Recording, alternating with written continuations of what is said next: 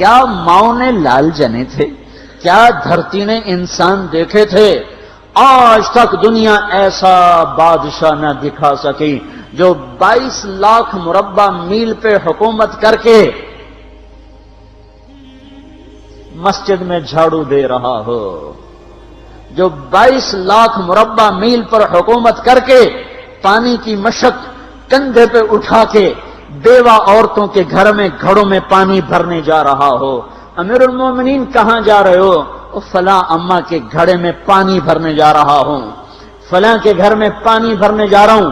22 لاکھ مربع میل پہ حکومت کر کے دھرتی نے ایسا بادشاہ نہیں دیکھا جو اونٹ چراتا پھر رہا ہو، اور جو بیت المال کا اونٹ گم ہوا، چولے کو باندھا اور دوڑ لگائی، آگے احنف بن قیس ملے، ارے کہاں جا رہے ہو امیر المومنین؟ کہ تو بھی آجا، بیت المال کا اونٹ گم ہو گیا ہے، مل کے تلاش کریں۔ پتہ نہیں کتنے مسلمانوں کا اس میں حصہ ہے۔ دھرتی ایسا بادشاہ نہ دکھا سکے گی، نہ دکھا سکے گی، کوئی ایسا آیا ہی نہیں ہے کہ جو اتنی بڑی سلطنت کا مالک ہو اور کیکر کے درخت کے نیچے بغیر پہروں کے سو رہا ہو۔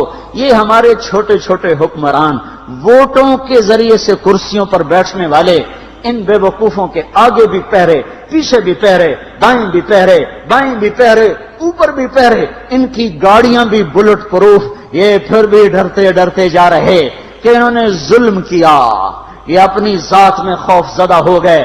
عمر نے اپنے نام کے ساتھ فاروق کا لقب آپ نے کہا عمر فرق بین الحق والباطل، عمر وہ عمر ہے جس نے حق اور باطل میں فرق کر کے دکھا دیا، اس لیے یہ فاروق ہے، اس نے حق اور باطل میں فرق کر کے دکھایا، یہ فاروق ہے۔ حسن بصری فرمایا کرتے تھے اپنی محفلوں کو عمر کے ذکر سے سجاؤ۔ حضرت عائشہ فرمایا کرتی تھیں عمر کے تذکرے کیا کرو کہ جب عمر کا تذکرہ ہوتا ہے تو عدل کا تذکرہ ہوتا ہے، جب عدل کا تذکرہ ہوتا ہے تو اللہ کا تذکرہ ہوتا ہے۔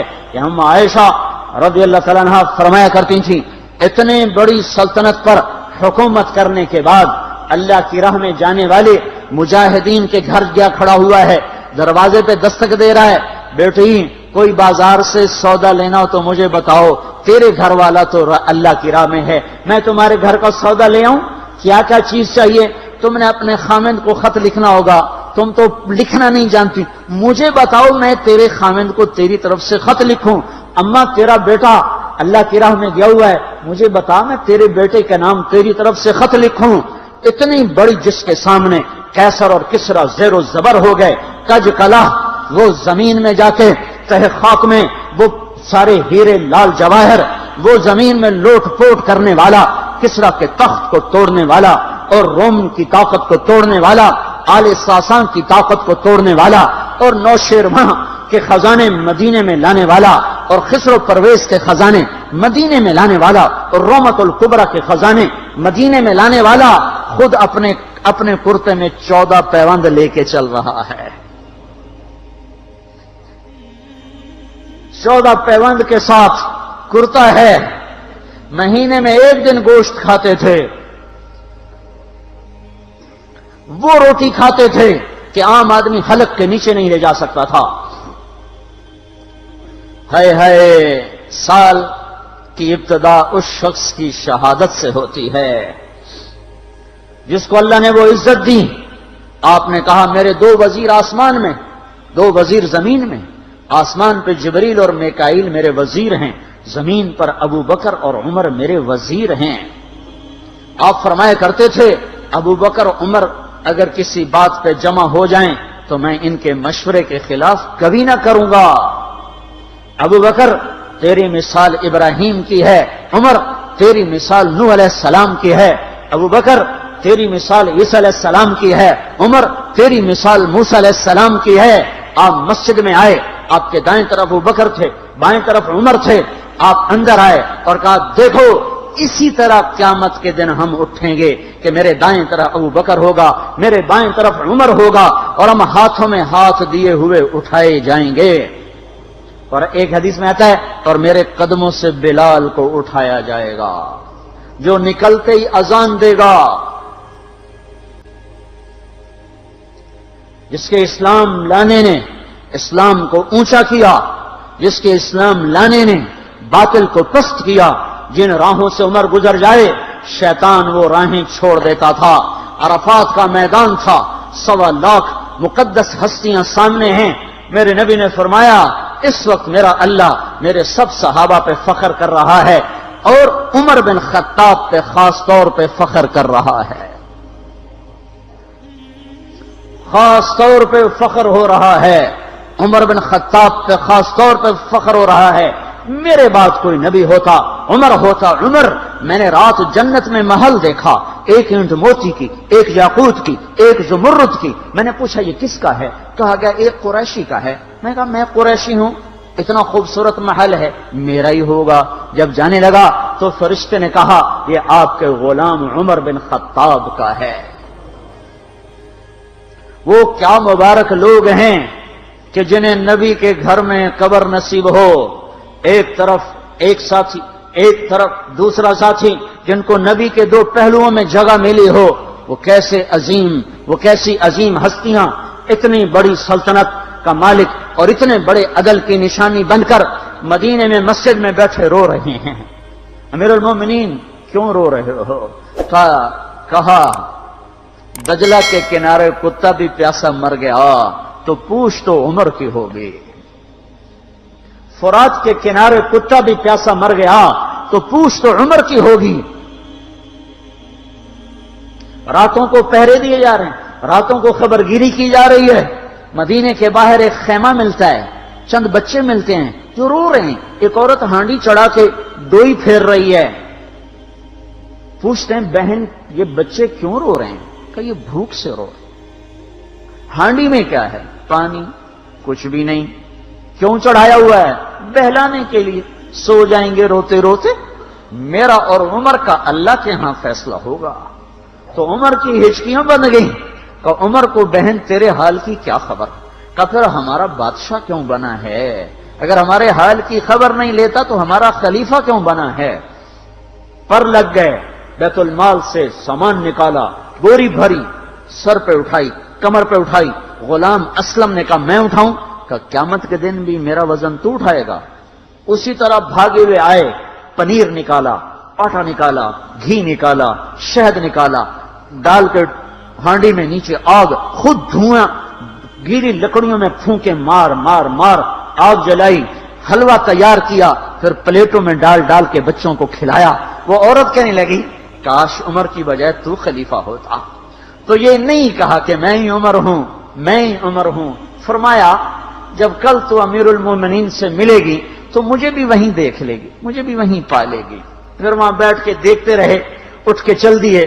بچے ہنسنے لگے، کھیلنے لگے تو اپنے غلام سے فرمایا میں نے انہیں روتا دیکھا تھا، میرا جی چاہا میں انہیں ہنستا بھی دیکھوں۔ 22 لاکھ مربع میل پہ اسلام پھیلا کر حکومت اس سے بھی بڑے علاقے میں لوگوں نے کی۔ چنگیز نے اس سے زیادہ فتوحات کی، محمود غزنوی نے اس سے زیادہ کی، سکندر تیمور نے اس سے زیادہ کی۔ پر فتوحات کر کے یوں خدمت کر رہا ہو، پانی بھر رہا ہو، اونٹ چرا رہا ہو، امامت کرا رہا ہو، 14 پیوند لگے کپڑوں کے ساتھ خلافت کے تخت پر بیٹھا ہوا ہو، یہ دھرتی میں پھر کوئی نہیں آئے گا۔ ہے نماز میں خنجر لگا، نماز پڑھاتے ہوئے 27 ذوالحج، 27، 28، 29 یکم کو انتقال ہوا۔ یکم محرم موت کے آثار گہرے نظر آئے۔ بیٹے کو بلایا کہ بیٹا جاؤ اما عائشہ سے پوچھ کے آؤ کہ عمر اپنے ساتھیوں کے ساتھ دفن ہونے کی اجازت چاہتا ہے۔ امیر المومنین کے لقب سے بات نہ کرنا، عمر کہنا، عمر اب میں امیر المومنین نہیں رہا۔ جب وہ پوچھنے گئے تو حضرت عائشہ رو رہی تھیں۔ انہوں نے عرض کیا اما جان میرا باپ اپنے ساتھیوں کا پڑوس چاہتا ہے۔ انہوں نے فرمایا یہ جگہ تو میں نے اپنے لیے رکھی تھی، لیکن اگر عمر چاہتے ہیں تو ان کو مجھ پر فضیلت ہے، میں ان کے لیے دستبردار ہوں۔ انہوں نے واپس آ کر خوشخبری سنائی، مبارک ہو اجازت مل گئی۔ کہ نہیں شاید میرے شرم میں اجازت دی ہو، جب مر جاؤں تو مجھے دوبارہ دروازے کے سامنے رکھ کر پھر جا کے پوچھنا، اس وقت اجازت ملے تو پھر لے جانا، ورنہ مجھے بقیع کی طرف لوٹا دینا۔ اتنے میں حضرت علی آئے، پریشان دیکھا، عمر کیوں موت سے ڈر گئے؟ کہ نہیں، موت کے بعد کی گھاٹی سے ڈر رہا ہوں۔ کہ ڈرو نہیں، میرے ان کانوں نے سنا ہے اور اتنی دفعہ سنا ہے کہ میں گن نہیں سکتا کہ اللہ کے نبی فرمایا کرتے تھے ابو بکر اور عمر جنت کے بڑی عمر کے لوگوں کے سردار ہیں۔ آپ نے فرمایا تو اس بات کی گواہی دے گا؟ کہ میں بھی دوں گا، میرا بیٹا حسن بھی دے گا۔ امام حسن بھی ساتھ تھے۔ کہ میں بھی دوں گا، میرا بیٹا حسن بھی گواہی دے گا۔ پھر بھی ہے جو جنت کی بشارتیں لیے ہوئے ہیں، 10 مبشرہ، ابو بکر جنتی، عمر جنتی، عثمان جنتی، علی جنتی، طلحہ جنتی، زبیر جنتی، ابو عبد الرحمن بن عوف جنتی، ابو عبیدہ بن جراح جنتی، سعید بن زید جنتی۔ آپ نے نام لے کر گنے، نام لے کر گن کر کہا، سنو ابو بکر جنتی ہے، عمر جنتی ہے، عثمان جنتی ہے، علی جنتی ہے، طلحہ جنتی ہے، زبیر جنتی ہے، سعد بن ابی وقاص جنتی ہے، عبد الرحمن بن عوف جنتی ہے، ابو عبیدہ بن جراح جنتی ہے، سعید بن زید جنتی ہے۔ میں ان سے راضی ہوں، لوگوں ان کا حق پہچانو، میں ان سے راضی ہوں، میں ان سے راضی ہوں۔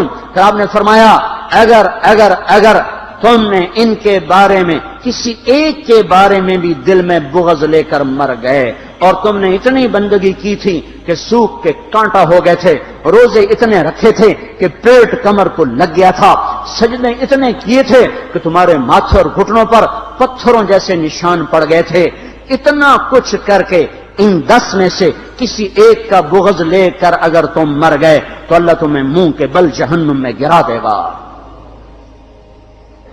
لوگوں میں ان سے راضی ہوں، ان کا حق پہچانو، جن کو اللہ بھی رضا کے پروانے دے رہا ہو، جن کو اللہ کا رسول رضا کے پروانے دے رہا ہو، جن کو وزارت کا شرف مل چکا ہو، نبی کے پہلو میں قبر جن کی بننے کا اعلان ہو چکا ہو، وہ موت پر کیا کہہ رہا ہے؟ موت پہ کیا کہہ رہا ہے؟ اپنے بیٹے سے کہا میرا سر زمین پہ ڈال دے۔ ان کی گود میں سر تھا عبداللہ بن عمر، تو انہوں نے گود سے ہٹا کر پنڈلی پہ رکھ لیا، یہاں رکھ لیا۔ چلے گئے، کیا کہہ رہا ہوں سنتے نہیں ہو، زمین پہ ڈال دو۔ تو انہوں نے زمین پہ ڈالا تو اپنے چہرے کو مٹی میں رکھ دیا اور ایسے ملنے لگے اور کہنے لگے، اے میرے رب، اگر تو نے عمر کو معاف نہ کیا تو عمر ہلاک ہو جائے۔ ویل لک یا عمر ولامک ان لم یغفر لک ربک، عمر تیری ہلاکت ہے اگر تیرے رب نے تجھے معاف نہ کیا۔ یہ کہتے کہتے کہتے جان دے دی۔ 22 لاکھ مربع میل میں اسلام کو زندہ کرنے والا، این حالت نماز میں زخم کھا کے گرنے والا، مطلوب مصطفیٰ، وزیر مصطفیٰ، جنت کی خوشخبریاں لے کر پھر موت پر یوں کہہ رہا ہو، اللہ تو نے معاف نہ کیا تو میرا کیا بنے گا؟ کیا بے طلبی ہے۔ ان کے بیٹے خلافت کے اہل، ان کے بہنوئی سعید بن زید 10 مبشرہ میں سے دونوں کے نام کاٹ دیے، کہ یہ 6 ہیں جن سے اللہ کا رسول راضی تھا، جس کو چاہو خلیفہ بنا دو، جس کو چاہو حکومت دے دو، نہ میرے بیٹے کو ملے گی نہ سعید بن زید کو ملے گی۔ کسی نے کہا شوشہ چھوڑا، آپ کا بیٹا بھی تو بہت قابل ہے، اسی کو بنا دیں۔ تو اسے تو طلاق دینا نہیں آتا، حکومت کہاں سے چلائے گا؟ یہ ایک واقعہ کی طرف اشارہ کیا ہے۔ اس کے پیچھے ایک واقعہ ہے جس کو انہوں نے یاد کر کے فرمایا، وہ تو طلاق دینا نہیں جانتا، وہ حکومت کیا چلائے گا؟ حالانکہ بڑے صحابہ میں عبداللہ بن عمر کا مقام ہے۔ ہے جنازہ صہیب رومی نے پڑھایا، دروازے کے سامنے لا کے رکھ دیا گیا، سب لوگ جنازے کے ساتھ کھڑے ہو گئے، عبداللہ بن عمر اکیلے آگے گئے، دروازے پر دستک دی، کہا اما جان میرا باپ عمر بن خطاب دروازے پہ حاضر ہو چکا ہے، اندر آنے کی اجازت چاہتا ہے۔ تو عائشہ رضی اللہ تعالیٰ نے اپنی چادر کو اٹھایا اور روتے ہوئے باہر نکل گئیں۔ پھر لوگ اندر داخل ہوئے، قبر کھودی گئی، قبر کھودتے ہوئے عبداللہ بن عباس بھی قبر کے کھودنے میں شریک تھے، تو کہتے میرے کندھے پہ کسی نے ہاتھ رکھا، میں نے پیچھے مڑ کے دیکھا تو علی رضی اللہ تعالیٰ عنہ کھڑے رو رہے تھے اور فرما رہے تھے مجھے پتا تھا تو یہیں آئے گا، یہاں تیرے سوا کوئی نہیں آ سکتا، کہ میں نے ایک دفعہ نہیں کتنی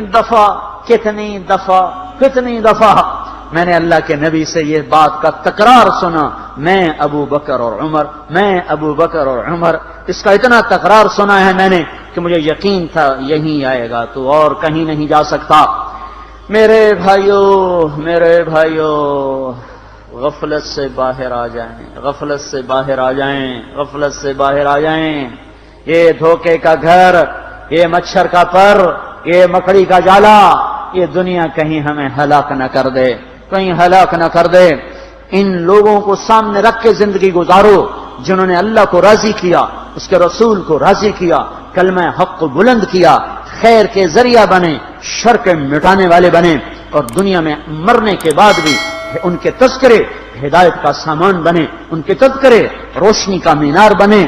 ان کے پیچھے چلو، مغرب کے اندھیروں کی طرف مت دوڑو، وہاں تو سورج بھی ڈوب جاتا ہے، مغرب میں تو سورج بھی ڈوب جاتا ہے، اور تمہیں پکار کے کہتا ہے مغرب کی طرف نہ آنا، ادھر اندھیرا ہے، میں یہاں گم ہو گیا، تم کون سا سراغ ڈھونڈنے آئے ہو؟ دوڑو اللہ اس کے رسول کی پاک زندگی کی طرف، اس کے پاک صحابہ کی زندگی کی طرف، جن کو اللہ نے مرنے سے پہلے جنت ہاتھ میں دے دی، جنت کی بشارت دے دی۔